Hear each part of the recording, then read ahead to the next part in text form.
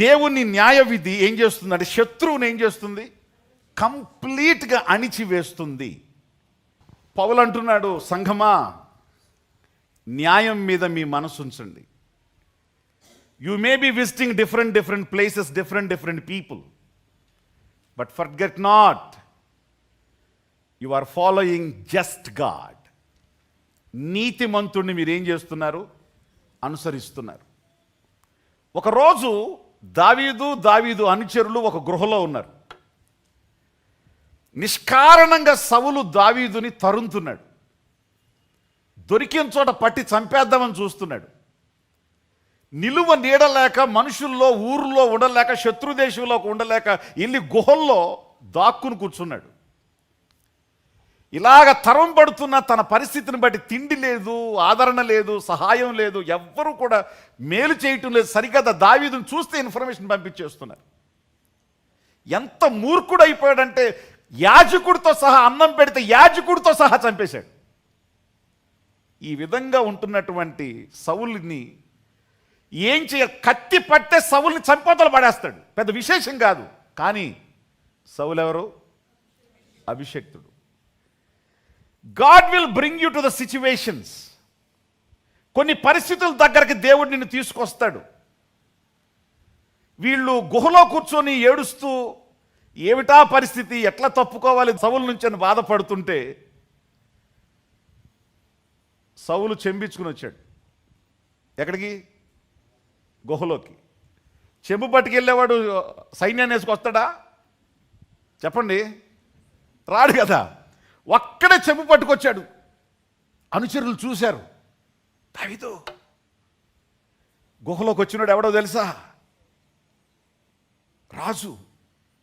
బాబా ఇంత అవకాశం దేవుడు మళ్ళీ ఎప్పుడు నీకు such a golden opportunity to kill him. ఈ రోజు నీ శత్రువు అంతు చూపించి వాడిని మట్టి కరిపించే పరిస్థితి, మొత్తం మీద పడదాం, వాడిని చంపేద్దాం, ఇక్కడే ఏం జరిగిందో బయటలో కూడా తెలియదు అని అంటే అవకాశం ఎట్లుంది?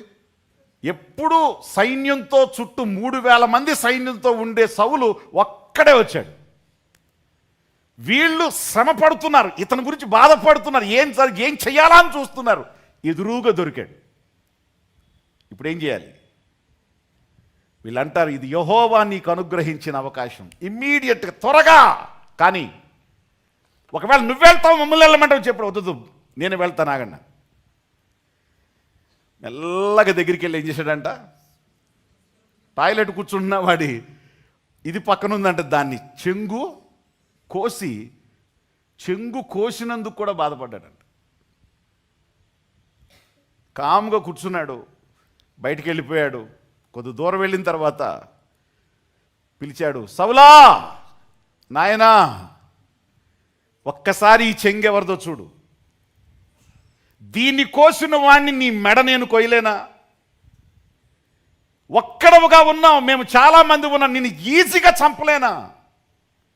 దీన్ని బట్టి నీతో చెప్తున్నాను, నేను నీకు హాని చేసేవాణ్ణి కాదు. రకరకాల మాటలు నువ్వు వినటం వల్ల నీ మనసు చెడిపోయింది సౌలా. నేను మేలు చేస్తే నువ్వు నాకు కీడు చేస్తున్నావు సౌలా. అయ్యా, నేను నీకు హాని చేసేవాడిని కాదు, దయచేసి జ్ఞాపకం చేసుకో అని చెప్పాడు. నేను ఎందుకు చంపలేదంటే నువ్వు యెహోవా చేత అభిషేకించబడినవాడు. తన కష్టం అనుభవిస్తున్నా, బాధను అనుభవిస్తున్న ఒక న్యాయాన్ని చూశాడు. న్యాయాన్ని అనుసరించలేనటువంటి సమయంలో కూడా, న్యాయానికి అనుసరించడానికి కష్టమైన సమయంలో కూడా న్యాయాన్ని ఏం చేశాడు? ధైర్యంగా చెప్తున్నాడు, దేవుడు నీకు నాకు తీర్పు. అదే చెప్పా కదా, న్యాయ సింహాసనం మీద కొన్ని డిస్కషన్స్ జరుగుతాయి. ఆ డిస్కషన్స్ జరిగినప్పుడు, మ్యాటర్ అక్కడికి వచ్చినప్పుడు దేవుడు డిసైడ్ చేసేస్తాడు. ఈయన నీతిగా చెప్తున్నాడు, దేవుడు నీకు నాకు తీర్పు తీర్చును కాక, దేవుడు జడ్జిమెంట్ నాకు శిక్షిస్తే లెట్ హిమ్. ఒకవేళ నీకు ఇస్తే దేవుడే చేయని, నా చేతులతో దాన్ని నేను చేయి. మిమ్మల్ని అడుగుతున్నాను, మీ ముందుకు కొన్ని పరిస్థితులు వస్తాయి, మీ ముందుకి కొన్ని అవకాశాలు వస్తాయి. మీ ముందుకి న్యాయాన్ని మిమ్మల్ని తప్పించటానికి, మీ నీతిని మిమ్మల్ని తప్పించటానికి, మీ ధర్మాన్ని తప్పించటానికి కొన్ని అవకాశాలు వస్తాయి. You have to prove that you are a Christian. నువ్వు క్రైస్తవుడవి అని ఏం చేయాలి? రుజువు చేయాలి.